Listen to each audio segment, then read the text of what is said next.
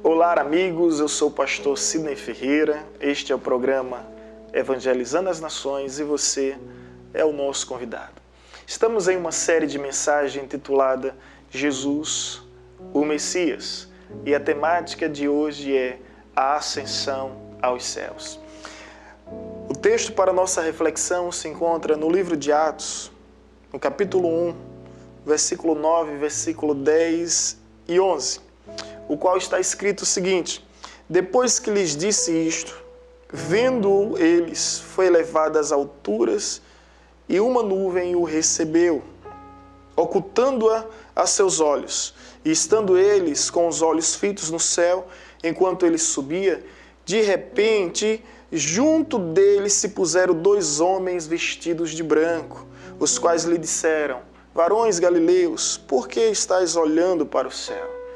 Este Jesus que dentre vós foi recebido em cima no céu, há de vir, da mesma forma como vocês o viram subir. Entre tantos milagres extraordinários realizados por Cristo Jesus no seu ministério terreno, sem sombra de dúvida, o mais espantoso, o mais surpreendente é justamente a ascensão aos céus.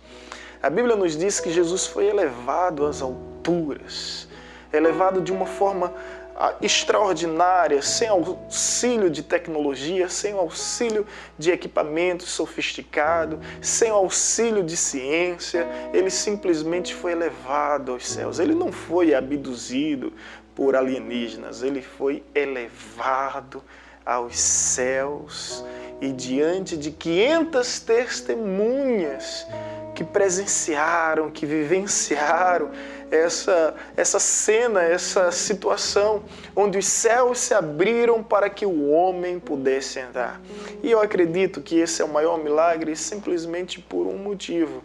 A Bíblia nos diz no Evangelho de João, capítulo 3, versículo 13, que nunca nenhum homem subiu ao céu, senão aquele que do céu desceu, isto é, o Filho do Homem que está no céu. Nunca nenhum homem subiu ao céu. E quando a gente fala sobre o céu, biblicamente, a teologia nos apresenta que existem três tipos de céu. Existe o céu atmosférico, esse onde as nuvens estão. Existe o céu astronômico, onde nós encontramos os astros, é justamente onde está o universo com toda a sua imensidão. E existe o céu dos céus, que é justamente o trono de Deus, o lugar onde Deus reina, o lugar onde Deus habita. E a Bíblia nos diz que Jesus foi elevado aos céus e diante desse fato surpreendente se cumpre a profecia do Salmo 24, versículo 7, onde diz: levantai, ó portas, as vossas cabeças, levantai, ó portais eternos, para que entre o Rei da Glória.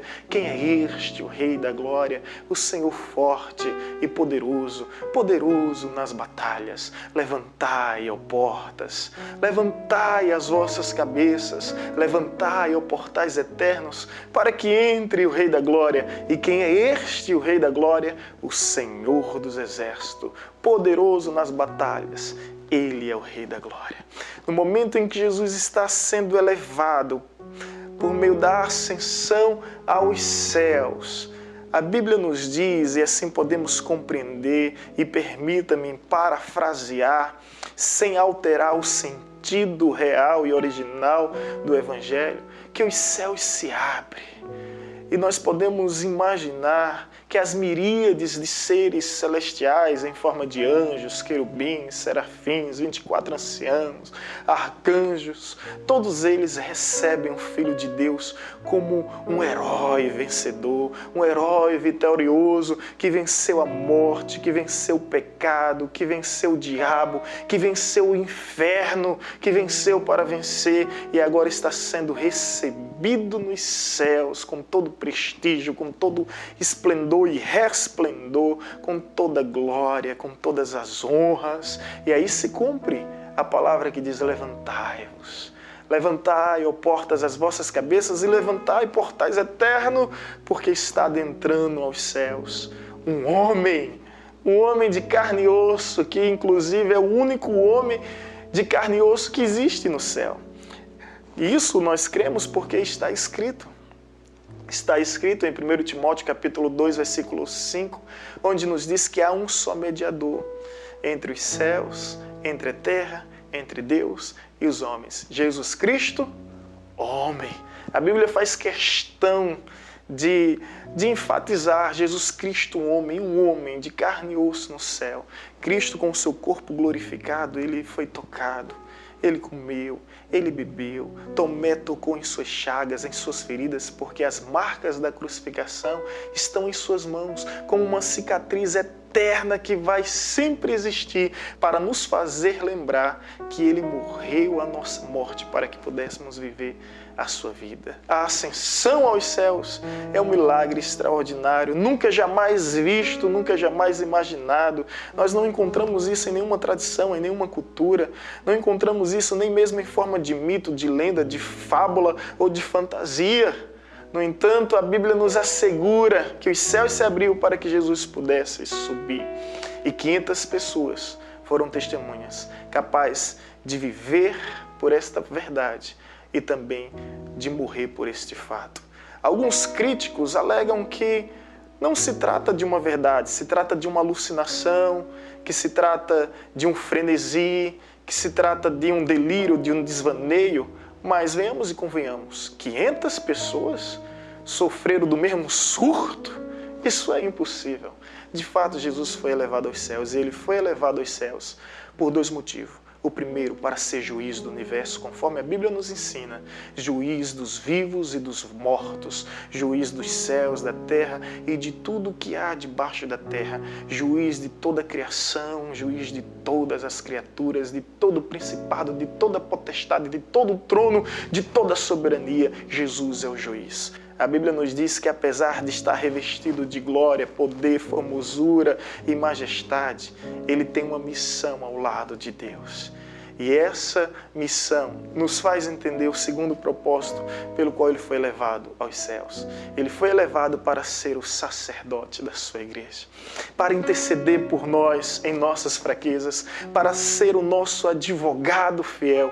Portanto, podemos confiar nele e clamar o seu nome em todo tempo, em todo momento.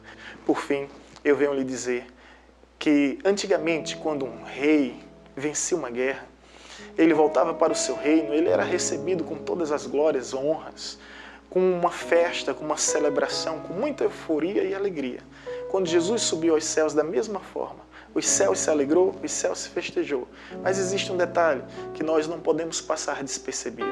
Os reis, quando venciam a guerra, eles tinham prazer de partilhar os seus tesouros, de compartilhar as riquezas conquistadas e adquiridas. E Jesus faz isso. Porque quando ele sobe aos céus, ele nos dá o tesouro mais precioso que existe, o tesouro chamado Espírito Santo. É por isso que ele disse, é necessário que eu vá, porque se eu não for, ele não virá. Mas quando ele vier, ele convencerá o mundo do pecado, da justiça e do juízo. Jesus venceu para nos dar essa grande bênção, esse grande tesouro, esse grande prêmio, que é justamente a presença do Espírito Santo em nós, para todos sempre. Que Deus abençoe sua vida, seu lar e toda a sua família em Cristo Jesus. Amém.